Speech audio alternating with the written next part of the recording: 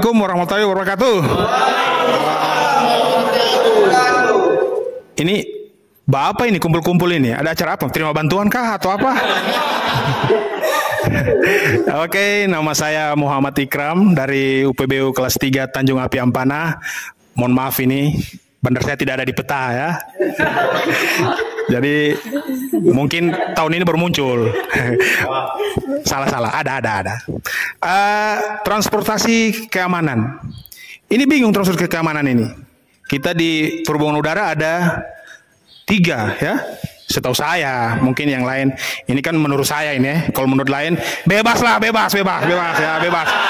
terserah ya. SOA ya, bebas. Darat, udara, laut dan darat lagi ya. Jadi di darat ya, di darat ini yang aneh. Di darat ini yang harusnya itu menerima keamanan, kenyamanan transportasi bukan pengendara, harusnya mereka pejalan kaki dan peserta di jalan, ya betul tidak? Betul. Kenapa? Karena mereka yang harus menghindari. Kalau orang bawa kendaraan kan dia tidak perlu itu, dia rasa dia aman, dia seruduk saja ya. Betul. Jadi itu yang pertama. Apalagi kalau mama-mama kita ya, tanta-tanta. Ya? Kalau naik motor, mau ke kebun, mau ke pasar ya, penuh dengan kangkung, ayam, ikan, makanan kambing di belakang. Ya, belok kiri, geser kiri, belok. Ya. Belok kanan weser. Nah, kalau weser dua ke atas dia. Jadi dia melalui transportasi naik ke atas ya, ke alam baka. Itu kalau di darat memang agak bingung. Jadi yang perlu adalah mereka pejalan kaki, bukan kita. Karena menurut sepengetahuan implementasi otak saya, 83,4% itu keamanan itu dari diri kita di jalan, bukan pengguna kendaraan, baik di darat, udara, laut, dan sebagainya. Kenapa? Karena kita sendiri yang bisa mengetahui tingkat kecelakaan yang terjadi. Tetapi alangkah baiknya kalau kita pengendara harus tahu juga keselamatan dan berkendaraan. Kemudian di laut. Di laut saya bingung ini. Saya dulu pernah ada cerita di laut. Di laut itu, masyarakat itu lebih penting itu menggunakan keamanan terhadap diri sendiri. Apalagi saudara-saudara kita yang di daerah-daerah kelautan. Karena keamanan, kenyamanan transportasi di laut, tidak perlu kita menggunakan peralatan-peralatan. Cuma satu, yaitu apa? Bagaimana kita pintar belajar berenang. Ya, itu saja.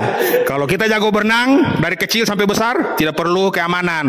Kalau perahu tabale, aman. Kita gunakan ilmu teknik ikan buntel. Ya. Pluk, plak, selesai ya. Tapi jangan terlalu jauh dari darat juga. Tetap juga tim SAR mau cari. Kemudian di laut, di darat, di laut. Nah, ada satu lagi di laut. Di laut ini saya pernah itu suatu waktu menyeberang ke laut. Jadi itu ombak itu 4 kali lipat dari gedung inilah. Tsunami berarti ya.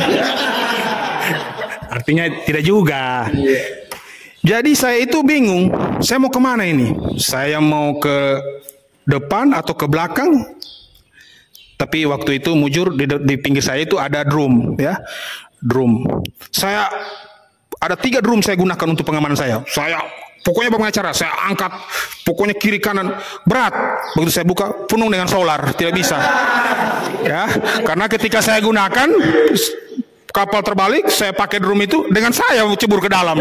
Padahal drum itu isinya solar sama ladung batu-batu untuk mancing. Ya.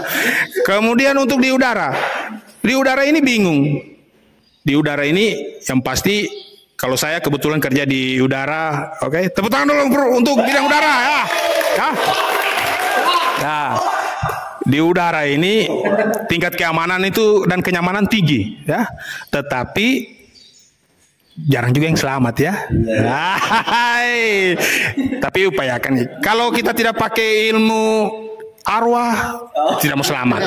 Harus ilmu arwah dipakai. Jadi kuncinya semua keselamatan itu dari ilmu ya. Yang anehnya ini, pasti teman-teman sering naik pesawat ya. Saya sendiri seumur saya ini baru 1 kali saya naik pesawat.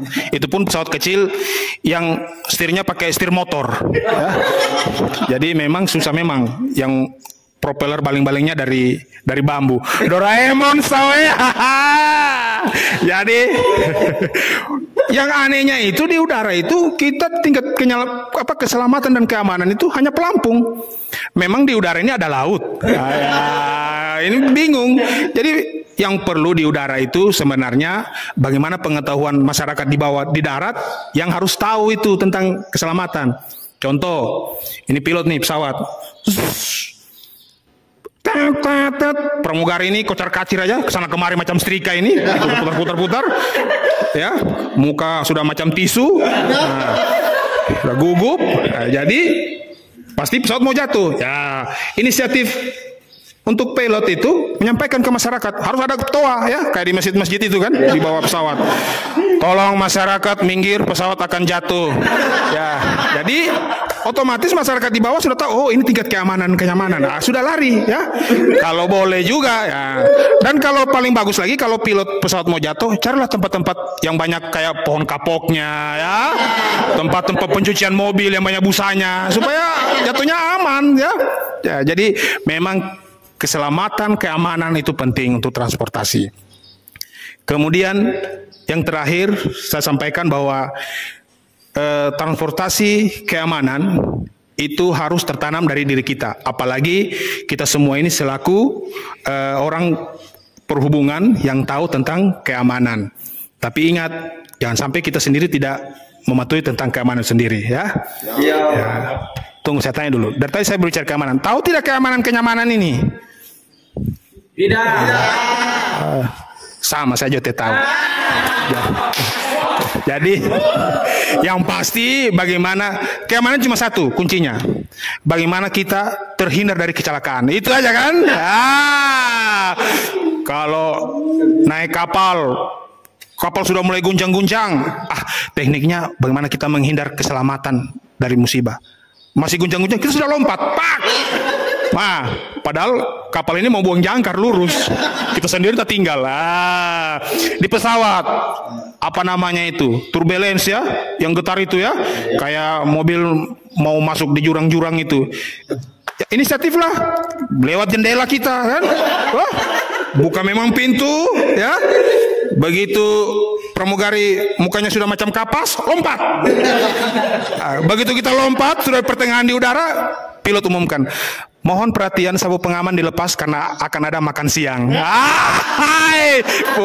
Bukan kita sendiri yang jatuh, ya. Untuk itu teman-teman semua, mari kita junjung sportivitas untuk transportasi.